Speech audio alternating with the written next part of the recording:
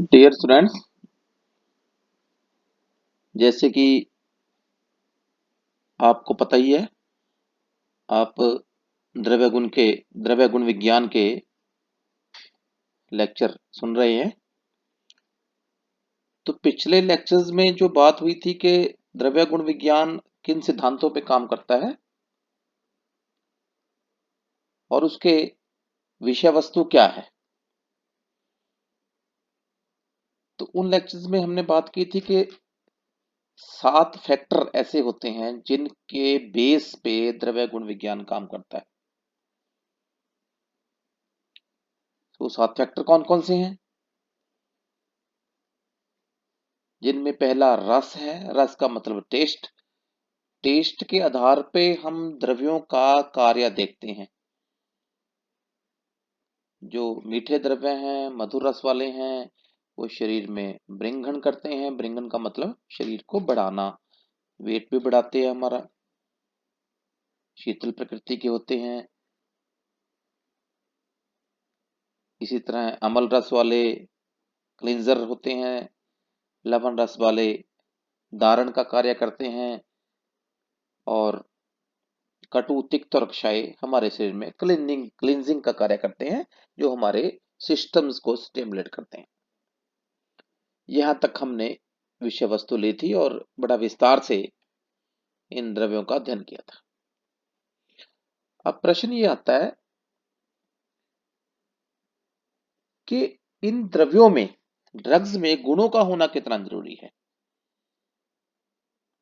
जैसे कि आप जानते हैं, अगर कोई व्यक्ति गुणवान ना हो तो उसका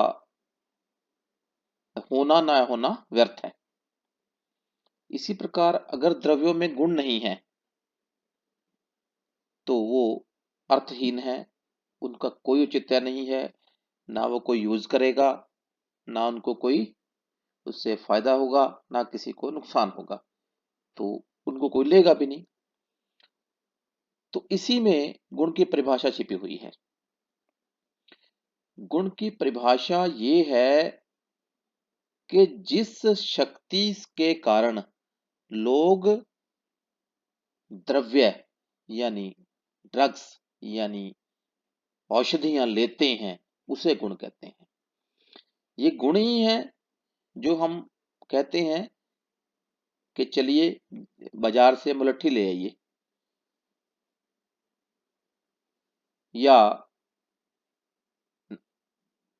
फोड़े फिंसियां निकल रही हैं तो नीम ले आइए, क्योंकि नीम में वो गुण है, विशेष गुण है, या मुलट्ठी में वो विशेष गुण है जो हमारे कफ को दूर कर सकती है।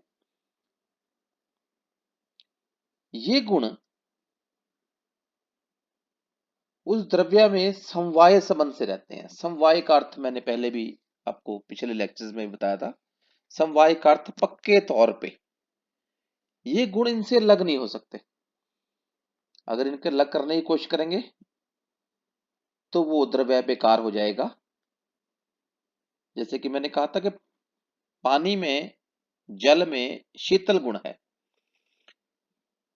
चाहे आप कितना ही उसको गर्म कर लें, कितना ही उसमें कलर डाल दें, जितना ही उसमें कुछ जोड़ दें, घटा दें, पानी अपने शीतल गुण को नहीं छोड़ेगा। इसी प्रकार कोई भी द्रव्य है, कोई भी ड्रग, कोई भी औषधि अपने गुण को नहीं छोड़ती। ये गुण का प्रारूप है, गुण की परिभाषा है, और गुणों को जानने का एक अच्छा माध्यम है। अब बात आई कि गुण कहां कहां प्रयोग होंगे। हम चिकित्सा करते हैं शरीर की, शरीर के गुण अलग से होंगे। फिर औषधि की, औषधि के गुण अलग होंगे। फिर औषधि बनाने में जो प्रोसेस है उसके गुण अलग से होंगे। आत्मा और मन भी चिकित्सा का एक हिस्सा है, उसके गुण अलग से होंगे। और जो हमारी ज्ञान इंद्रियां हैं, आंख, कान, नेत्र, त्वचा और चक्षु, इसके गुण अलग से होंगे। इन सभी का हम संक्षेप में अध्ययन करेंगे और इनको समझने की कोशिश करेंगे कि ये किस तरह से हमारी चिकित्सा से जुड़े हुए हैं। तो सबसे पहले हम लेते हैं शरीर गुणों को, जिन्हें हम गुरुवादी गुण कहा जाता है। गुरुवादी, गुरुवादी क्यों कहा है? क्योंकि इसका पहला गुण गुरु है, इसलिए इसको गुरुवादी कह दिया। एक गुरु कह के आगे आदि लगा दिया। कुल गुणों की संख्या 41 है और इनमें जो गुरु गुण है यानी शरीर के गुण हैं, गुरुवादी गुण है, वो 20 है जो हमारे शरीर से जुड़े हुए हैं। सबसे पहले ये बहुत इंपॉर्टेंट है जानने, इसलिए हम इसको सबसे पहले जानेंगे। गुरु, गुरु क्या है? पहला गुण गुरु। गुरु का मतलब हमारा हैवीनेस। हैवीनेस हम देखते हैं कि कुछ आहार, डाइट या औषधियां खाने से शरीर में गुरुता, भारीपन का अनुभव होता है। स्वाभाविक है, जब वो भारीपन का अनुभव होगा तो उससे कब बढ़ेगा? वेट बढ़ेगा, मेद बढ़ेगा, मांस बढ़ेगा, वजन बढ़ेगा। अब वो औषधि से हम क्या काम ले सकते हैं? अगर वजन कम है, वजन बढ़ा सकते हैं, धातु को धातुओं को पुष्ट कर सकते हैं। तो कौन से द्रव्य हैं गुरु? कौन से ऐसे द्रव्य हैं गुरु जो खासकर मधुर रस वाले हैं, या हम कह लीजिए हमें जिनमें पृथ्वी अंश ज्यादा है। जैसे मधुर रस वाले कौन कौन सी आती हैं द्रव्य? आपके पास मुसली है, शतावरी है, सालम पंजा है, विदारी है। ये सब गुरु गुण वाले हैं, मीठे द्रव्य हैं और ये शरीर में हैवीनेस उत्पन्न करते हैं। अगर ये हैवीनेस शरीर संभाल लेता है और उसमें आम दोष उत्पन्न नहीं होता तो शरीर के लिए हितकर होते हैं, वरना शरीर में रोग भी उत्पन्न करते हैं। जहां हमें इनकी जरूरत है हम इनका यूज करते हैं। दूसरा है लघु, इससे विपरीत, इससे उल्टा जो है लघु, जो शरीर में लाइटनेस बनाए, लघुता उत्पन्न करें। लघुता उत्पन्न करेंगे तो निश्चित है कफ का नाश करेंगे, कफ को सुखाएंगे और वात को बढ़ाएंगे, वायु को बढ़ाएंगे, क्योंकि कफ और वायु एक दूसरे के विपरीत कार्य करते हैं। और इनमें वायु महाभूत अधिक होगा, आकाश होगा, क्योंकि उसमें पृथ्वी थी तो आकाश होगा, वायु होगी। और ये द्रव्य ज्यादातर खट्टे द्रव्य होते हैं, अम्ल द्रव्य हैं, जो शरीर में खुरचते हैं, लेखन कार्य करते हैं, पाचन का कार्य करते हैं। कटु और तिक्त रस वाले भी द्रव्य जो होते हैं वो लघु होते हैं। उदाहरण के तौर पे नीम ले लीजिए, नींबू ले लीजिए, लघुता पैदा करेंगे। तो और उसके बाद शीत द्रव्य आते हैं। शीत द्रव्य वो हैं जो शरीर में ठंडक उत्पन्न करें, हमारे शरीर के पित्त को घटाएं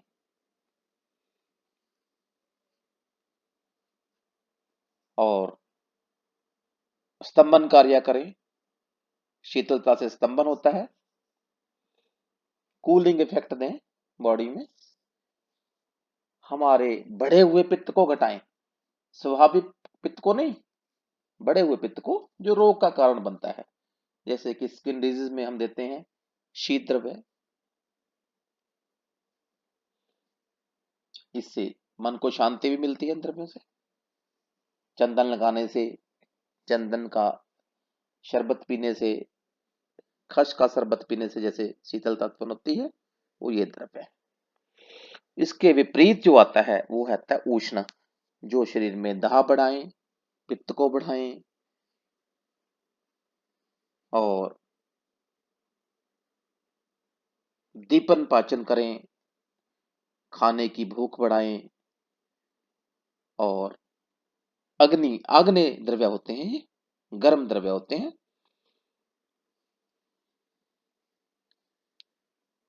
आगे हैं स्निग्ध द्रव्य। आग्नेय द्रव्यों में जैसे गर्म चीजें, हींग भी आएगी, चित्रक भी आएगा, कॉफी भी आएगी, ये आग्नेय द्रव्य है। स्निग्ध द्रव्य है, स्निग्ध जो शरीर में लुब्रिकेंट का कार्य करे, शरीर में चिकनापन लाए, शरीर की खुश्की दूर करे, चमक बढ़ाए शरीर की। इनसे मल की क्वांटिटी बढ़ती है और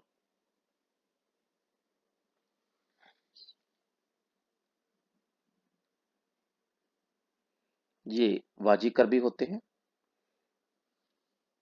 विशेष रूप से जल इनमें मुख्य रूप से रहता है। जल महाभूत रहते तो सभी महाभूत हैं, लेकिन जल मुख्य रूप से रहता है ना। घृत है, बहुत तरह के तेल हैं जो हमारे शरीर में रुक्षता दूर करते हैं। इससे विपरीत जो द्रव्य आता है वो है रुक्ष। रुक्ष ड्राइनेस को कहते हैं, वायु को बढ़ाने वाले, खुश्क करने वाले शरीर में। जौ है, वायु अधिक रहेगी इनमें। आगे मंद द्रव्य, ढल द्रव्य। ढल द्रव्य कौन से? जो शरीर में सुस्ती लाए,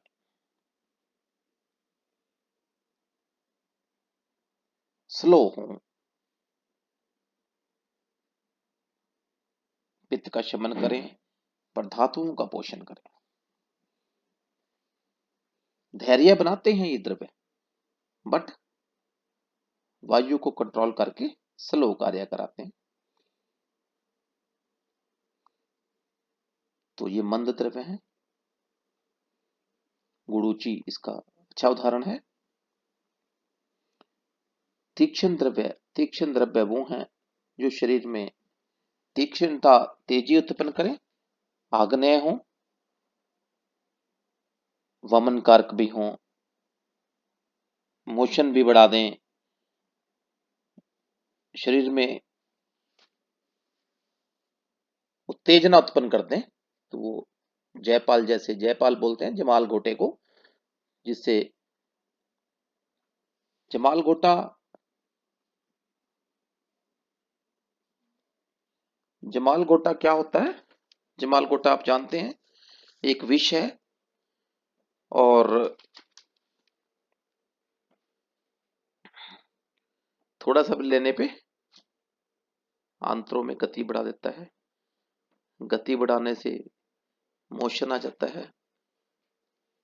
आप जानते ही हैं, कभी जरूरत पड़ती है जमाल घोटे की, इच्छा भेदी रस बनाया जाता है जमाल घोटे से, जलोदर आदि रस बनाया जाता है जमाल घोटे से। पेट में पानी भरा हो, जमाल घोटे के योग देते हैं जिससे पानी बाहर निकल जाता है। बिलावा, बिलावा भी एक विष है, ये भी उत्तेजक है। पसीना लाता है शरीर में, इतना पसीना आता है कि कई बार डिहाइड्रेशन भी हो जाती है। तीक्ष्ण द्रव्य है, तेज द्रव्य है, अग्नि युक्त है। आगे हैं स्थिर। स्थिर पृथ्वी महाभूत वाले होंगे, बल्य होंगे, शरीर में रोकने का कार्य करेंगे, मल मूत्र को भी रोकेंगे, धातुओं को भी रोकेंगे, वीर्य को भी रोकेंगे, स्तंभन कार्य करेंगे।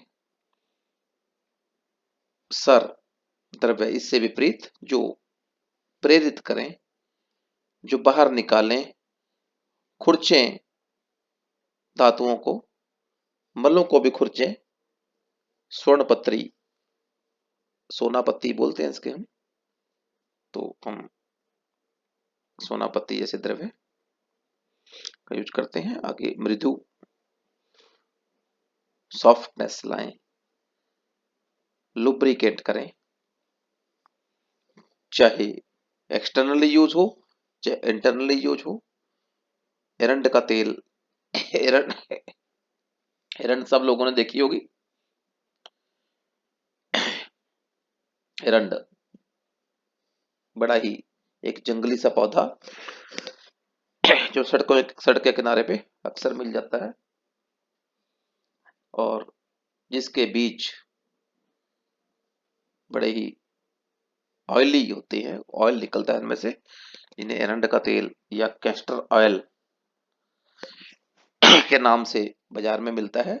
कई बार आंतों को चिकना करने के लिए, बालों में लगाने के लिए, या कई तरह की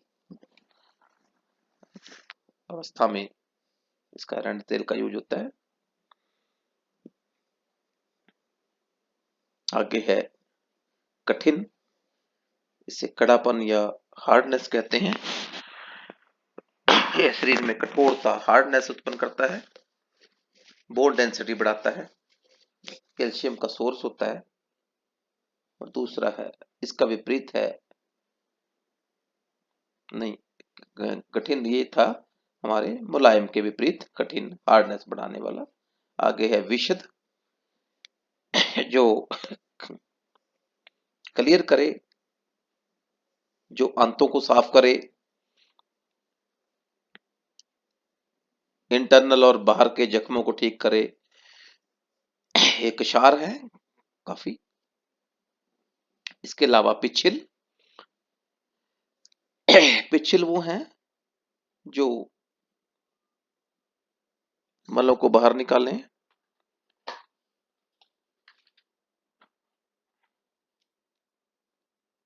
और शरीर में पिछिलता उत्पन्न करें।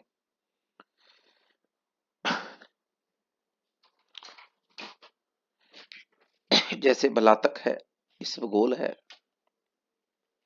आगे है सलक्षण, सलक्षण द्रव्य वो होते हैं जो स्मूथनेस लाएं, चिकनापन लाएं, या कह लीजिए बॉडी में लुब्रिकेट करें। तो ऐसे द्रव्यों को सलक्षण द्रव्य कहा जाता है।